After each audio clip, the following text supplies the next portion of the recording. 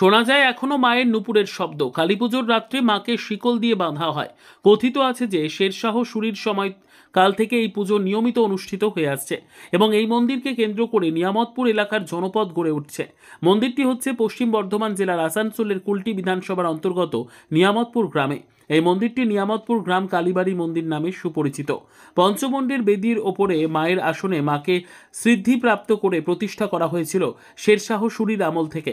মন্দির প্রতিষ্ঠা যেটি কথিত বা লিখিত রয়েছে। কাজল মিত্রের রিপোর্ট, নিউজ সমাজহিতৈষী। আপনি যখন মন্দিরে পুজো দিলেন, মানে এই মন্দিরের বিষয়ে কি জানেন? এই মন্দির তো খুবই জাগ্রত, একটু জোরে। মন্দির খুবই জাগ্রত, অনেক পুরনো মন্দির। প্রথমত মন্দির এত উন্নতি ছিল না, ধীরে ধীরে উন্নতি হয়েছে। প্রায় 600-650 বছরের পুরনো এই মন্দির। প্রতি বছরই খুব ধুমধাম করে কালী পুজো হয় এখানে। অনেক পুণ্যার্থী আসে এখানে, প্রতিদিনই প্রচুর ভিড় হয়। সকলের মনস্কামনা মোটামুটি এখানে পূর্ণই হয়, মা পূর্ণ করে সবারই।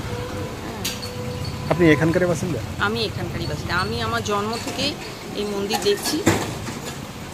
মন্দির 600-650 বছর পুরনো। হ্যাঁ, খুব জাগ্রত মন্দির। খুব জাগ্রত।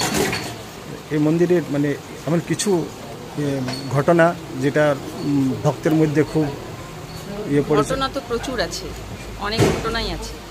মানে অনেকেই মাকে নিজের চোখে দেখেওছেন। আগের অনেক পুরনো দিনে মা এখানে বসে মানে ওখানে বসে স্নান করছেন বা চুল শুকোচ্ছেন, এরকম মোটামুটি 70-80 বছর পুরনো আগের ঘটনা। আমি যেটা জানি, আমার নিজের বাড়ির লোকই এখানে দেখেছে ওনাকে। তখন এইসব এত জনবসতি ছিল না, খুবই মানে ফাঁকা ফাঁকা ছিল, সব কিছুই ছিল না। এত বাড়ি ঘর লোকজন এখানে কেউই থাকতো না। অ্যাকচুয়ালিতে এটা একটা শ্মশানকালী মন্দির, এই জন্য এখানে জনবসতি তখন ছিল না। এই গ্রামটার নাম কি এবং মন্দিরটার নাম কি? গ্রামটার নাম নিয়ামতপুর আর মন্দিরটা হচ্ছে নিয়ামতপুর কালী মন্দির। পুজোর সময় মানে খুব ধুমধামে পুজো হয়? হ্যাঁ, খুব ধুমধাম করে পুজো হয়। পাঠা বলি প্রচুর হয় এখানে। হ্যাঁ, প্রায় পাঠা বলির সংখ্যাটা কত জানেন? পাঠা বলির সংখ্যা মোটামুটি 40-50টা হয়, 400-500। আপনার নামটা বলুন। আমার নাম সঙ্গীতা চক্রবর্তী, আমি চক্রবর্তী পাড়ায় থাকি। Thank you. এই কালীবাড়ি নিয়ামতপুর কালীবাড়ি পঞ্চমুণ্ডের বেদি বলা হয় এটাকে। মান্যতা আছে, আমরা যে ছোটোর থেকে শুনে আসছি যে এটা শেরশাহ সুরির সময় থেকে এই কালীবাড়িটি এখানে আছেন, মা কালী এখানে আছেন। এটা পঞ্চমুণ্ডের আসন এবং এখানে সিদ্ধিপ্রাপ্ত করে মা এখানে প্রতিষ্ঠা করা হয়েছিল। পরবর্তীকালে শেখরের মহারাজা, কাশীপুরের রাজা, এদের স্টেটের আন্ডারে এটা ছিল এবং তারপরে নিয়ামতপুর জমিদারির আন্ডারে এটা আসে এবং সেটা সেই অনুযায়ী আমাদের পূর্বপুরুষরা এটা পূজা করে আসছে। প্রায় 600-700 বছর হতে চলবে। এর যে ইতিহাস পাওয়া যায় কথিত এবং লিখিত, তাতে এই শেরশাহ সুরির সময় মানে ধরে নেন আজ থেকে 600 বছর পুরনো মন্দির, খুবই জাগ্রত মন্দির এবং এই জনপদ সৃষ্টির আগের থেকে এই মন্দিরটি আছে। এই মন্দিরকে কেন্দ্র করেই নিয়ামতপুর যে জনপদ, সেই জনপদ ধীরে ধীরে ধীরে ধীরে গড়ে ওঠে। নিয়ামতপুরের একটা বৈশিষ্ট্য আছে, নিয়ামতপুর কিন্তু শেরশাহ সুরির সময় জিটি রোডের ধারে একটা চটি ছিল। সেই চটির পাশে একটা কুয়া আছে, দেখবেন মানসি সিনেমা হলের কাছে। সেই কুয়া এবং এই মন্দির, এই দুটিকে নিয়ে নিয়ামতপুর ছিল। ওইটা হচ্ছে পূর্ব প্রান্ত, এটা হচ্ছে পশ্চিম প্রান্ত। এটাকে সেন্টার করে তারপরে গোটা নিয়ামতপুর গড়ে ওঠে। এই হচ্ছে নিয়ামতপুর গ্রামের এই কালীবাড়ির ঐতিহ্য। আপনি যে কোনো লোককে জিজ্ঞাসা করতে পারেন।